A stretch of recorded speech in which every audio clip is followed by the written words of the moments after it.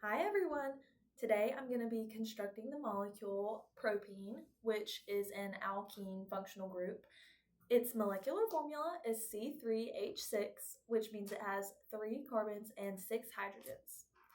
So this is our first carbon going up the carbon backbone, and it's going to be double bonded to our middle carbon,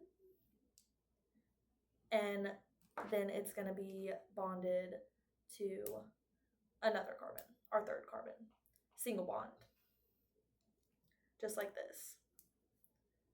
So starting again from this side, this carbon is a secondary carbon or a methylene carbon, which means that it's only going to be attached to 2 hydrogens because it's already bonded, double bonded to this carbon. Ignore that.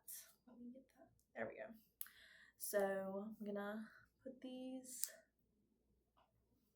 on just like that. So the carbon rule, which is a carbon has to be bonded to 4 things, is completed here. 1, 2, 3, 4. And then back to our middle carbon.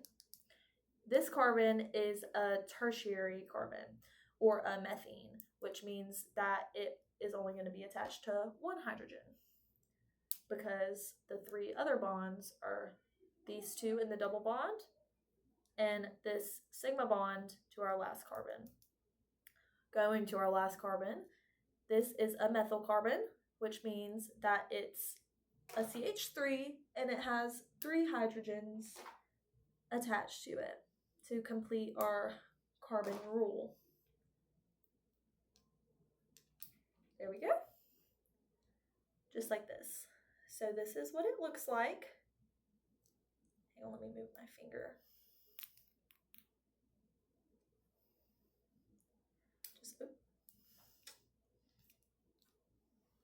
Okay. So yeah. So propene is really important for the modern chemical industry. It's used as a building block for more complex molecules, which are used in plastics, and I saw that it was used in like cushioning even, and